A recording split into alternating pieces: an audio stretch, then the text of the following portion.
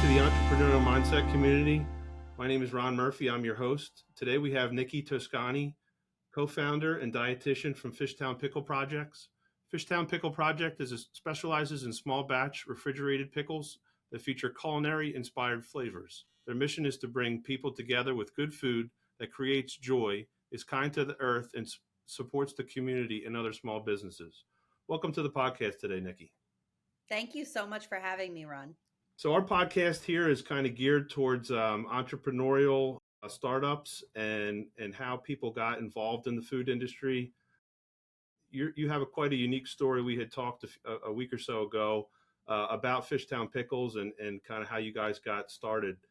Could you share with our audience some of your insights on how you got started, your why you got started, how you got started, and some of the challenges that got you into the food industry? Absolutely. So I'll start by saying that Fishtown Pickle Project was born totally by accident.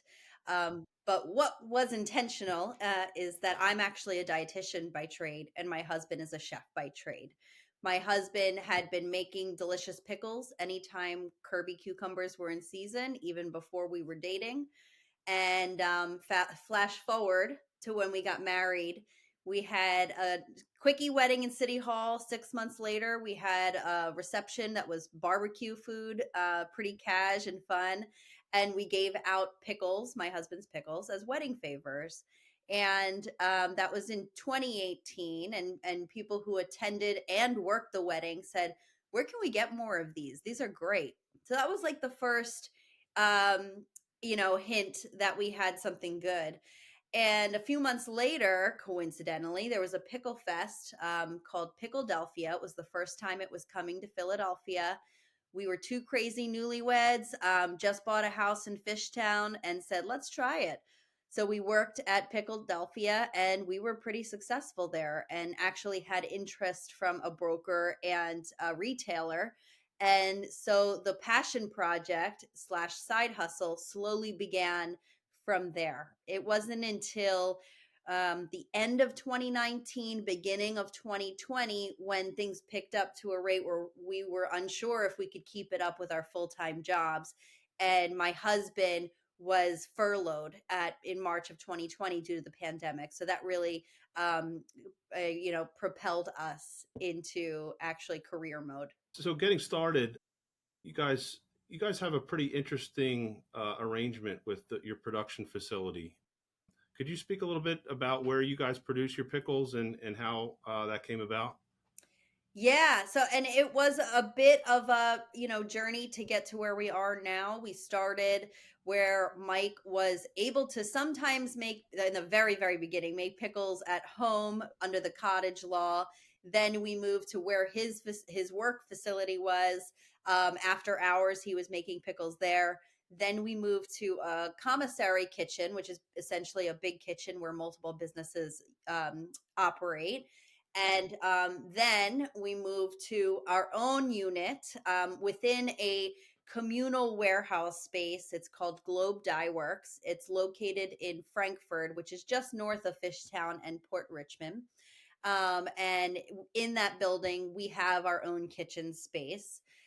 Globe Dye Works really is fostering community and partnership within the walls of this really great building. And fun fact, Globe Dye Works is named that because it used to be a textile dyeing factory. In there now, they have a really great event space, wonderful for anyone looking to have an urban wedding. There's been commercials and TV shows shot there too. There's also units in there for residents. There's an art gallery or two in there, and several other well-known makers in Philadelphia produce in their own units within the warehouse too. So we have a very communal atmosphere. We support each other. If we need to utilize or share resources, we can poll each other and utilize each other's resources. It's played a major role in the way that we function and making us more sustainable. Yeah, that's great. Community is really important to us here at Murphy's as well. We do a lot of things with, the Medford community, Tabernacle community, just trying to engage our customers, engage vendors, just try to bring people out and get people together it's good for business. It's good for, just on the social aspect. There's a lot of research out there about community just being overall good for people's well-being.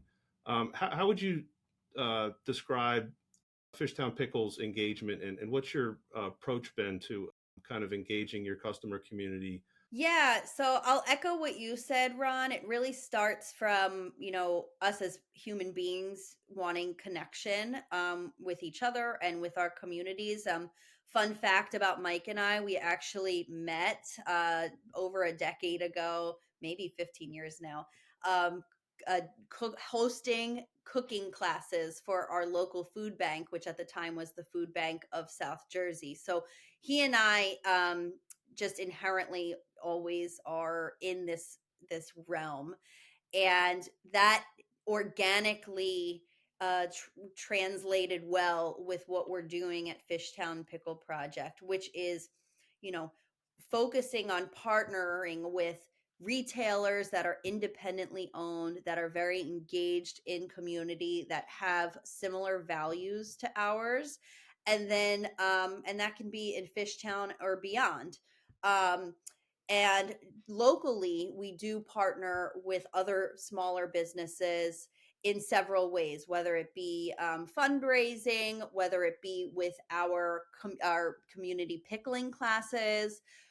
We also annually throughout the year, we partner with different brands to come up with like really fun and unique limited batch pickle flavors. And sometimes there's a charitable element behind that. Every year we participate with the AFTD, the Association for Frontotemporal Degeneration, which is a mouthful, but it's a local nonprofit that raises awareness and is working to end a cure for frontotemporal dementia, which my father is unfortunately living with now. So we do that every year. We, in fact, just ended that campaign. And also around the holidays, we host a Feast of the Seven Pickles, which is a lot of fun. And it really allows my husband to show his creative side and his culinary skills. What we do there is we actually host a dinner, and it's a pop-up dinner, and it'll feature 7 small plates or a tasting menu with pickle centric dishes. And of course, that dinner is always benefiting a charity of our choice. Yeah, that's really interesting. I know the pickles, since we've brought them into our store, you guys have, I think, taken the number one spot in our refrigerated pickle category. That's for sure. It pairs well with our sandwiches.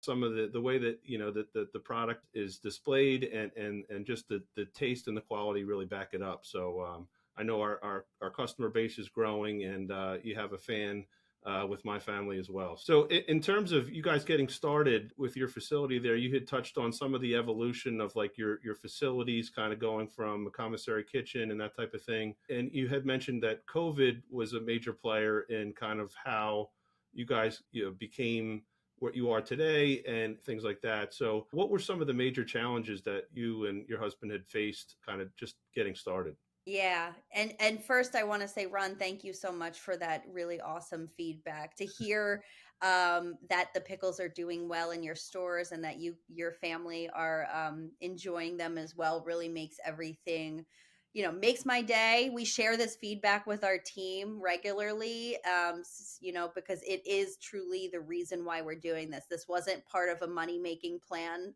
This is a part of making people happy plan, and that just kind of happened by accident. And truly, there were many challenges in the very beginning, from the uncertainty of my husband getting furloughed from his job, not knowing what that meant for us personally or the business. But at that point, and I know many can relate to this, it was almost like, look, we've got this opportunity and we really have not so much left to lose, so let's just get on board. And what we learned in that process was pickles are kind of an apocalyptic food. People were buying our pickles, and I really was shocked by that. And just taken back, because it felt like, wow, people really are wanting to help out small growing businesses. They want to feel that connection. And also, they want joy in their lives. In a time where we were so disconnected and so ridden with anxiety and uncertainty, pickles fit in that equation. And I know that sounds a little silly, but really, traditionally, in all cultures, uh, joy comes from connection with people, with our communities, and a lot of times that's surrounded by food and something that we really enjoy, and then we enjoy sharing with the people that we love. So this all kind of, again, organically occurred, but it was with many challenges, of course. Like I said, the uncertainty, not knowing if this was going to work out for us. Shortly thereafter, after my husband lost his job, we became pregnant. So that added another layer of personal, kind of like fear.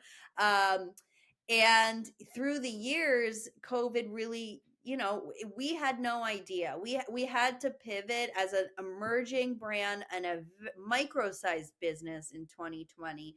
We had to pivot time and time again. I mean, I think it was that year of 2020 when we experienced a global glass shortage, and our pickles are in glass jars. So, Mike always jokes. He says he knows more about glass jars than he would ever care to know about glass jars. And now we've built really great relationships that we're actually getting glass from the people who manufacture the glass, which is wonderful. But that was a big challenge in 2020. Then in 21, everything was really expensive. Inflation occurred. So we had to um, really figure out, how are we going to remain sustainable? How are we going to remain true to our values and still, still grow this thing? So, we did have to increase pricing a bit all around, from to our direct customers and our wholesalers, which thankfully worked out well, and people were still loyal to us. So there were many, and then of course turnover and hiring. Although we really got lucky in that department as well. We have a really awesome team, what we consider family, and it wasn't until recently that one of our longest team members had left Fishtown Pickle Project. He was our first team member, May of 2020, and he left us just a few months ago for just to kind of explore other passions. So it's been a ride, and it continues to be a wild ride, but we've come home to this like sense of like, we're still finding the joy, and other people are still finding the joy, and that's a beautiful thing. So many good points there, Nikki. The culture thing that you had mentioned, and in terms of sharing food, and it kind of gets overlooked, but it's so important. You go out to dinner, you have people over your house, you try Fishtown pickles, you try some of the sample slices at the top of every jar, and the discussion comes out of it, and the discussion, whether it's serious or not, or whether it develops into something, that's really what it's all about, right? That's where food, there's not much difference, or it's difficult to differentiate food markets sometimes, because we do sell some of the same consumer products. But when we can kind of offer something like a Fishtown pickle, or a hyper local product that we have in our store, and it leads to a discussion, that's what we're all about. Those are the values. And it sounds like you had touched a little bit on your values and why you think that's made Fishtown successful. I totally agree. When you're working with a group of people that you feel comfortable with, that you kind of all show up each day, and you have the same mission, you have the same goals, kind of where you're headed, and you're all kind of working together, it makes such a big difference. In that team environment, that team atmosphere is just so important. So I appreciate you sharing that. In terms of like kind of forward looking, in terms of where Fishtown Pickles is headed, and some of maybe your growth plans, can you kind of touch on some future opportunities that you guys see down the path? Yeah, absolutely. And I'll at least touch on the ones that I think we're we're very firm on, because I think kind of going back to our earlier discussion, I with so much pivoting and so much transition over the last 3 to 5 years, we've learned that this environment can be very volatile, and so for us, what we've done as a small business is try to take low or least risk approaches to testing different channels and different opportunities, and then figuring out what works and then investing in that. So what we know we want is we want to be a regional brand, first and foremost. And I think we are succeeding in that, especially in the Pennsylvania area, and in South Jersey. And in some ways, we're starting to see more people or customers ordering online on our website from New York Metro, Virginia, DC, Maryland. So part of our short-term goal right now is to partner with a distributor so that we can start to create more access in those areas while maintaining our own self-distribution in our immediate area. What we've seen in the stores, and you kind of mentioned in some of your response to the last question, in terms of local success stories in our store, we sell a locally produced goat soap.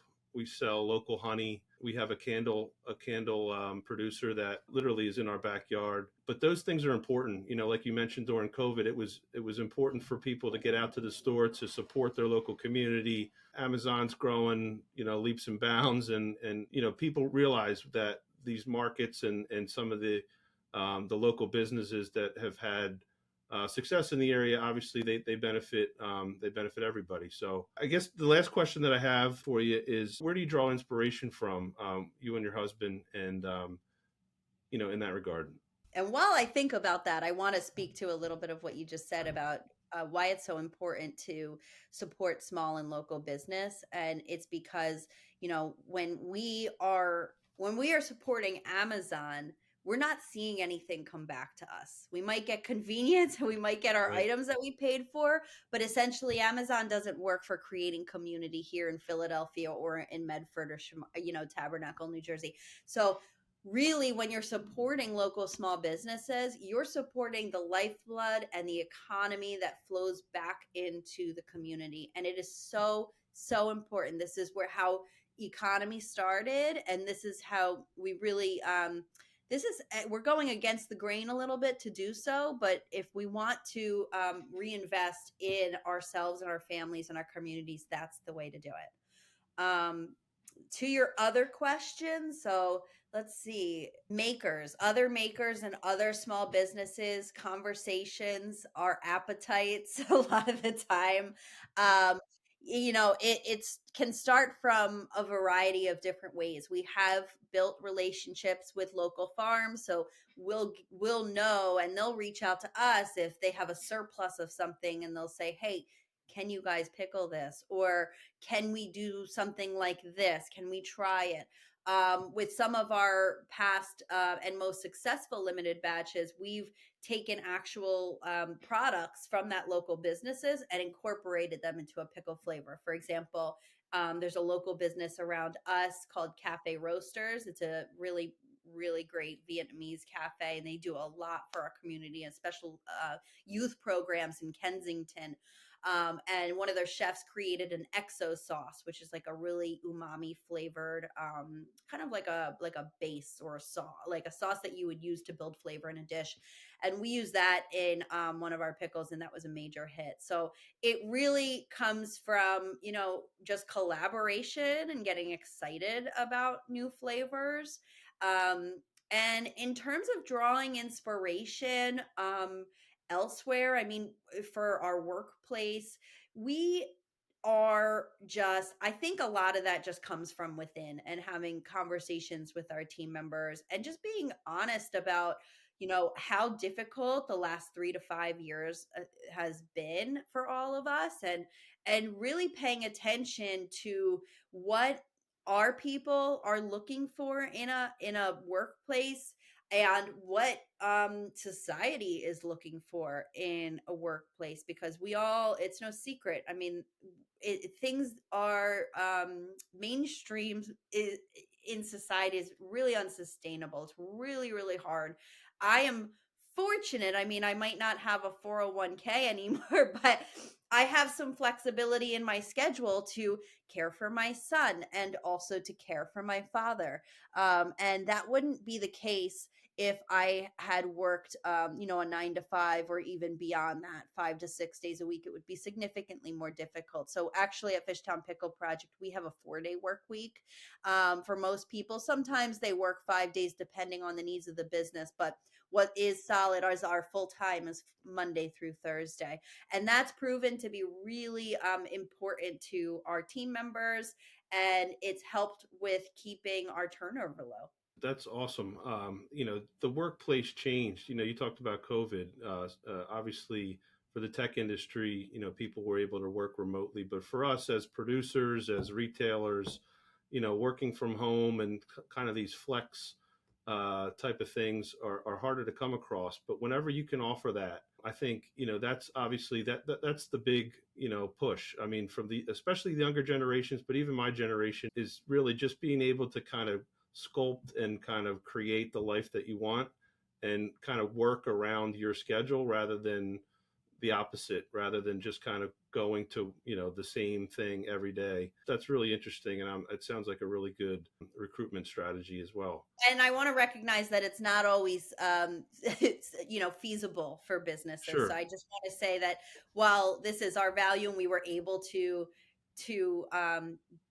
have it come to fruition, it's certainly, I recognize how difficult it is in today's world to do that. But at least we're very grateful that we can right now. Yeah. The other thing too, I wanted to mention was in terms of the category that you guys are in. I don't know how you guys came across or chose pickles as your product, but I was just reading an article in the supermarket news about the refrigerated pickle category. Believe it or not, this was maybe coincidence, but it's considered innovative. There's a lot of new players. The regional business, such as yourself, is seemingly across the country really having some success in supermarkets, and it seems to be a growing category.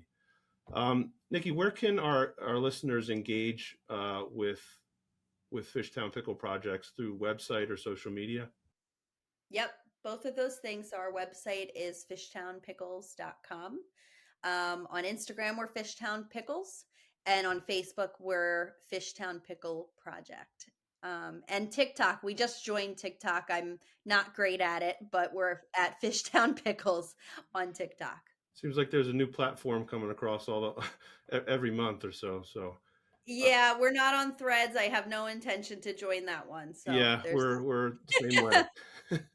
Well, that's all the time we have for today. Thank you for joining us. Be sure to tune in next time for the next episode of the Entrepreneurial Mindset Community.